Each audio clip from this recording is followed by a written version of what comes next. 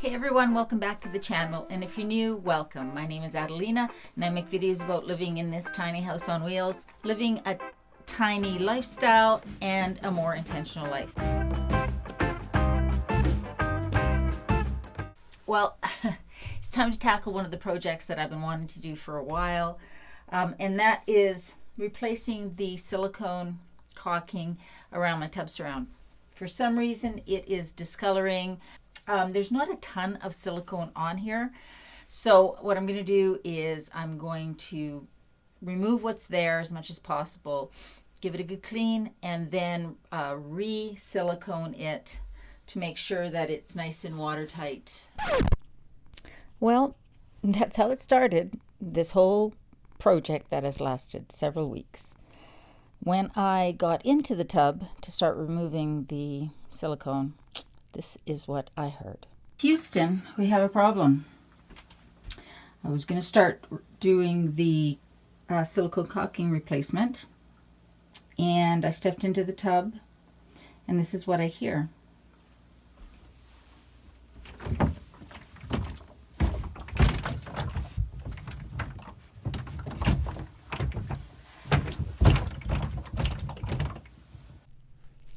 What I had to do was figure out what was going on underneath that tub.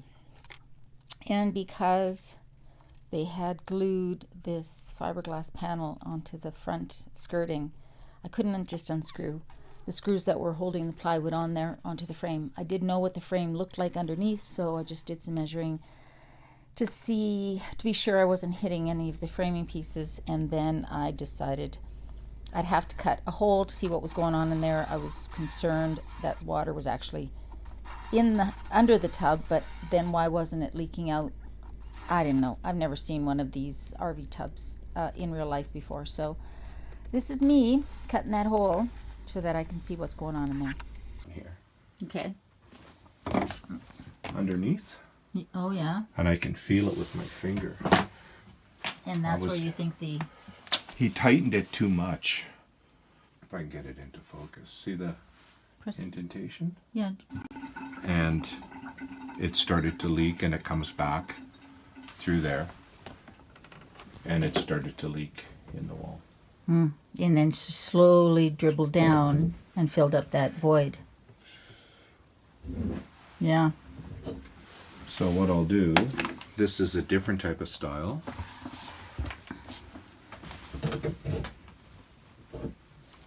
See, then that goes like that. Perfect. And then we tighten that, and then that other thing just screws on there. And then a spout.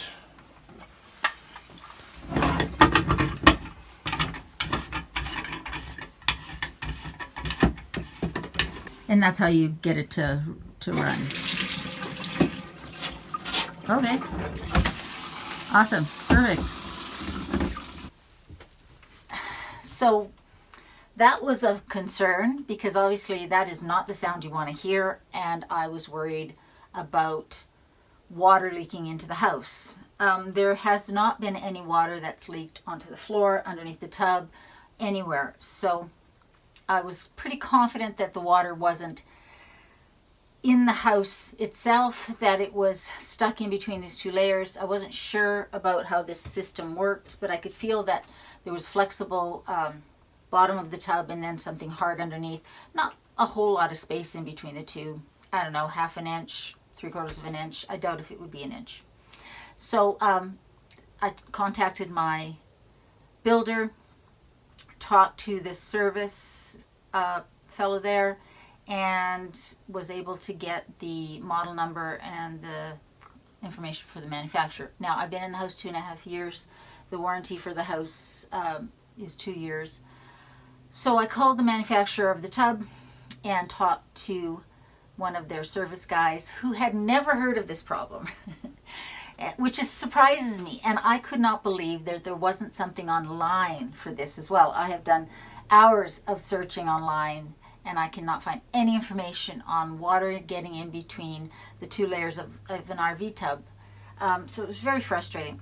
Anyways, I talked to him, and he thought that maybe it had something to do with the drain not being sealed properly or something like that, and that their suggestion was to get under there, undo the drain, and from the top bottom, that would then drain out the water that was caught in there. Then you could seal that back up or replace it. But this is not something that I was comfortable doing by myself. So I ended up calling plumber Roger, the same fellow who set up everything in the house when I got to my parking spot here. And he came over and diagnosed the problem and determined that it was, he's almost 100% confident it was the tap, that the fitting wasn't sealing properly and water was slowly leaking out, and it was running, it would run, down the edge of the tub and then in between those two layers from the tub bottom and this liner piece, because the liner piece is ABS plastic according to the manufacturer, and it is open at the top. And I know this because I had a friend step in here who's a lot heavier than I am, while I had my little camera and flashlight looking in the hole that I drilled in this skirting here. There you go. You good? Yep.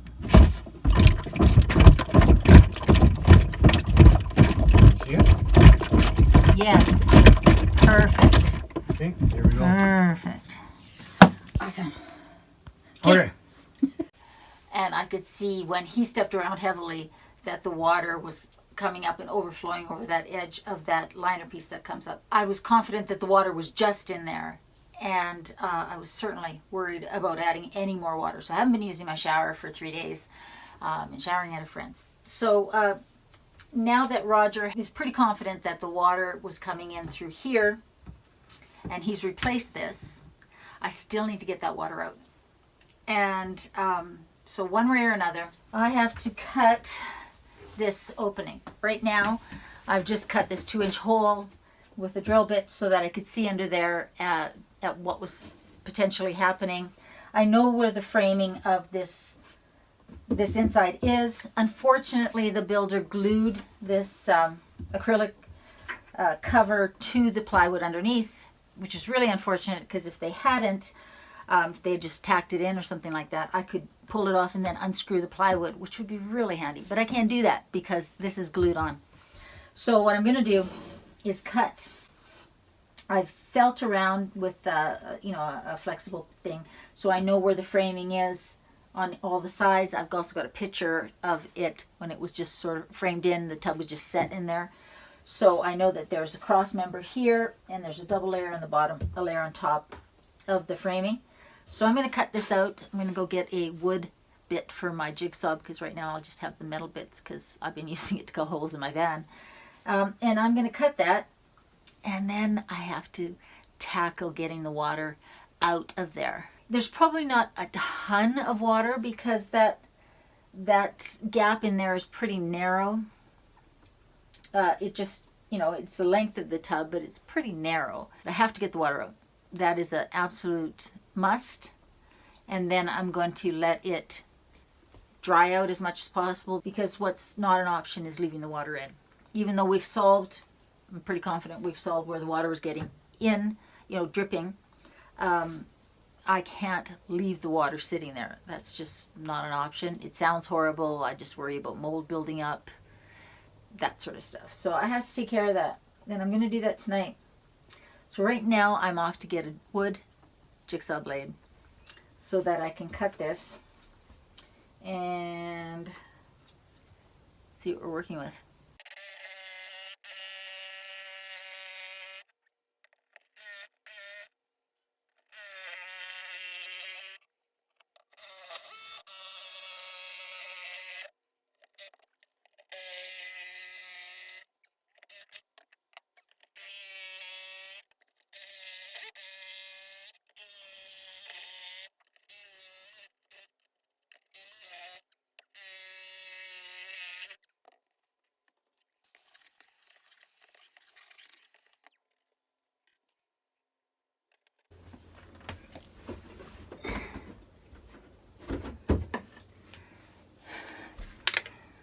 I've got a metal straw, and I've attach the end of this hose for the little tap thing that I use in the van. And I am going to stick it. Hold on, let me show you. Here's under the tub. Here's the PVC liner that's on the outside. Whoops. This is not very good filming technique, but I'm going to stick this in between here, and I'm going to shove it down as far down as it will go. Okay. And now, I'm going to see if I can pump some of that out. Now, I'm going to have to step in there to try and push as much water as I can to the front of the tub. Try and pump this out. I don't know how much water I'll get out, but this is the only way I can do it without cutting a hole in that liner, and I really don't want to cut a hole in there. So let's see how this goes.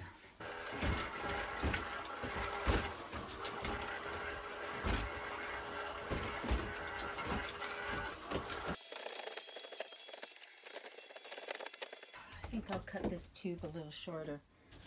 I think that's a sacrifice I'm willing to make, because maybe that'll help the suction a little bit. Okay, and then let's make sure that this is still pushed down. Ouch! Son of a bitch.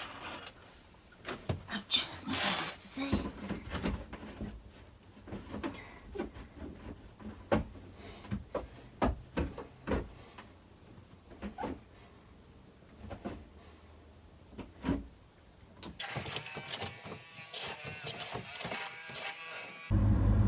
I've now spent the last few days, like probably 3 days, just shoving washcloths down there as deep as possible, and then standing on the tub a little bit to get it started wicking. And it has actually worked really well for getting the rest of the water out, because the washcloth was able to wick all the water out. And for the first couple of days when I would pull the washcloth out, it would be soaking wet. And then slowly over the days, it just became damp, and now I'm pretty sure I've got the majority of the water out. And then I have had the fan blowing in here. I've sort of wedged a little wooden fork here in between here, and then left the fan running just pointed right in here for overnights. And I think that I've got as much water as I'm going to possibly get out of there. It actually has worked out pretty well. So, Sophie, you approve? I think we got her.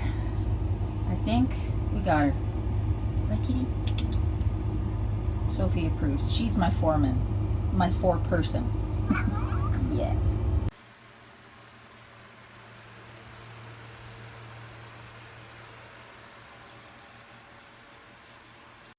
What I learned was you should always, always, always have an access panel to your plumbing. So I had to cut this hole just so that I could get in there and try and get this water out. And what I've been doing is sticking rags in between these two layers. This is hard PVC. This is the flexible floor of the tub. And I've been shoving rags, dish rags, down there for a couple of days, as far down as I could go, stepping in the tub to slosh the water around to get the water out. That has worked. I've also run a fan in there overnight. But it would have been really handy if they hadn't glued this fiberglass panel onto this plywood, because this plywood is screwed into this framing.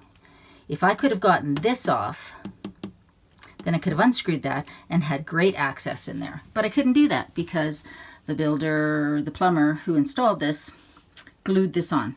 I get it, it was for aesthetics, and a lot of tubs do not have easy access to the plumbing, but I believe in a tiny house, you should definitely do that. You should definitely have that. Sophie agrees, don't you, kitty? Yeah, she agrees. Another thing that they could have easily done, because they could have easily done this, they could have stuck a panel on there with heavy-duty magnets, or left, some decorative screws on the corners. I would have been fine with that. Don't worry. Sophie's too plump to fit in that hole, because this is what they did here. They put heavy duty magnets on here for this door, and behind this is the hot water tank, and then the plumbing for the sink and the washer dryer combo unit. You'll have to excuse things. They're a mess because I've been working on this. So that's number one that I learned. Always, always, always make sure that you can access the plumbing or the underside of your tub in a tiny house. Because if it had been leaking underneath the tub, as opposed to in between those two layers, I would have needed to get under there to dry that out. Because I can't get to it from underneath the trailer without cutting the metal sheathing that seals the underside of the trailer. Another thing they could have easily done, because you can see that the plumbing here for the tub is behind the pantry. So if they had wanted to, they could have easily created a panel back here that was I could unscrew to get at the plumbing here. But that's another thing, another opportunity that was missed, and I wasn't aware enough, experienced enough to ask for that. Going forward, that's the advice I would give anybody else. And certainly, if I ever have a problem with that plumbing, I'm going to need to pull out these shelves, which is easy enough. But the problem is I am now going to have to, back in here, I am now going to have to pull this tongue and groove out. And that is going to be a son of a bish, as my dad used to say in his Portuguese accent. So yeah, don't do that. Make sure that when you are working with your builder or building it yourself, that you leave yourself access to the underside of the tub. Those are the learnings from this process. My advice is to learn from my experience here. When I was building my tiny house, having my tiny house built, I did not even think about these things. And to be fair, if you are living in a foundation built house right now, unless you have a jacuzzi tub that's got jets in it, it's likely that you don't have access to underneath your tub from the front panel. It's likely that you also don't have access to your plumbing behind these walls.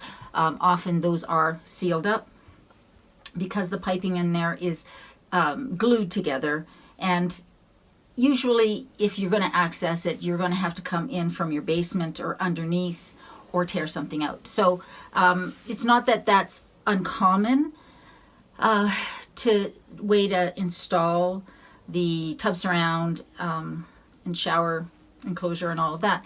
The fact is though that with a tiny house on wheels that is going to get moved, there's more opportunity, I think, for things to fail, because as it's going down the highway, it's moving, right? Whereas a foundation built house is not built with the expectation it's going to move.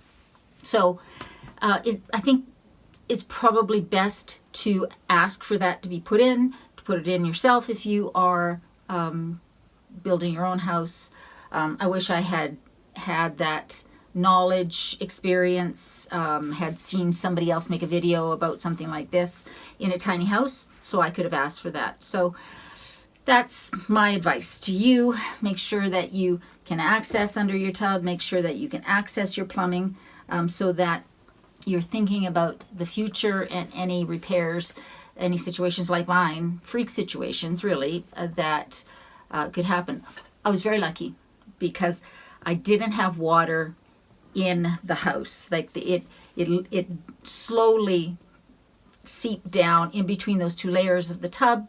So it got caught in there, which was awesome. It was a bugger to get out, especially because I couldn't access things very well. However, I made it work. I managed to get the water out, dry it out, and now my carpenter friend and I are going to figure out what to do on this front here. I want to make sure that whatever we do allows me access to get under there if I need to again.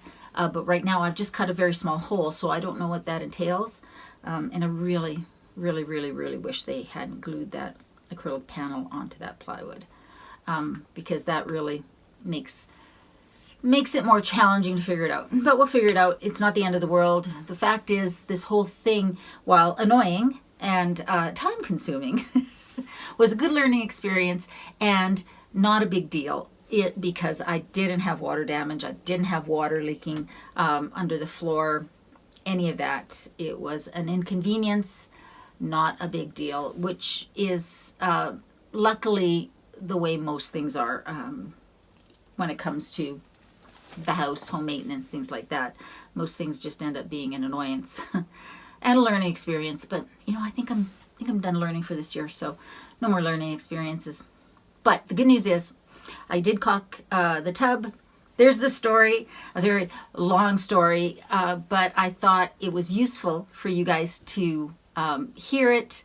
Maybe this helps you not make this mistake, or at least give yourself the ability to fix a problem like this when it happens. Anyways, guys, I hope you're doing well. If you haven't subscribed already, please subscribe. I am so...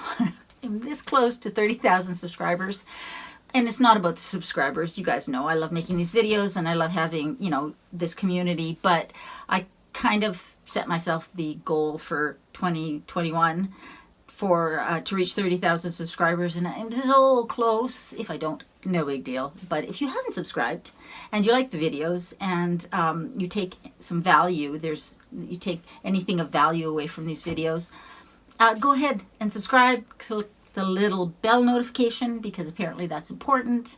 And anyways, I hope you guys are staying well. I love you guys. I'll see you next week.